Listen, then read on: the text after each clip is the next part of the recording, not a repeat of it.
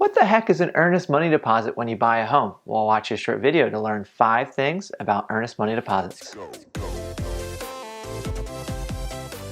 Hi, I'm Blake Davenport with the Davenport Group. I'm a local realtor in the DC metro area, here to share with you short and simple real estate tips. Today we're going to be talking about earnest money deposits, or EMDs as they are most commonly referred to. So to start, what is an earnest money deposit? An earnest money deposit is a good faith deposit that the buyer puts into escrow to basically commit them to buying the property. The buyer only has to actually make this deposit if the offer gets accepted. So here are 5 things you need to know about earnest money deposits. Number 1, there is no set amount. While there is no set amount or required amount for an EMD, it's typically 1% to be taken seriously in this area. However, in multiple offer situations, we've been doing around 3 to 5%. So if you're putting 20% down, it's more important that you put a bigger earnest money deposit down. Why put a bigger earnest money deposit down? It shows that you're more serious, shows that you're more financially capable. Also, because there's so many escalating prices and there's risk of a low appraisal, the bigger your earnest money deposit is, it shows how serious you are to buying this property and that you're not going to walk away. So an earnest money deposit is a very important aspect of a multiple offer situation to help you win in a multiple offer situation. Number 2, you have 5 days to deposit this from the date of ratification. While the length of time varies based on the jurisdiction that you're in the DC metro area, it's typically around 5 days at maximum that you have to deposit or hand it to the title company or the person who is the escrow agent.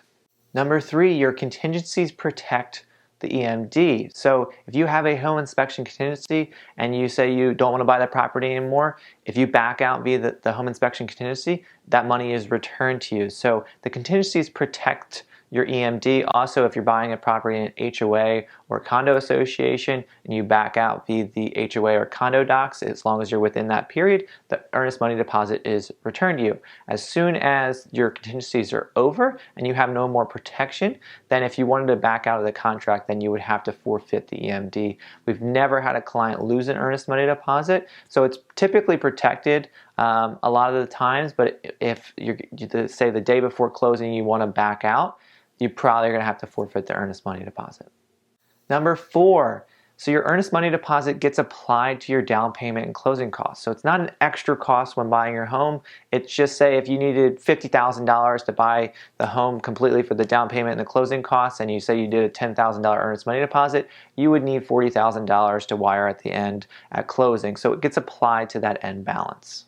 Number 5, if you were to back out via contingency and the EMD is rightfully yours, the seller still has to release it. So there was an instance where we backed out via an HOA docs and the seller had no right to the money, but they still had to release it. And because we backed out, they were pissed and they held the money for a month before they released it. You'd have to take them to court to try to fight for the money, but the seller does have to release it. So I just wanted to point that out.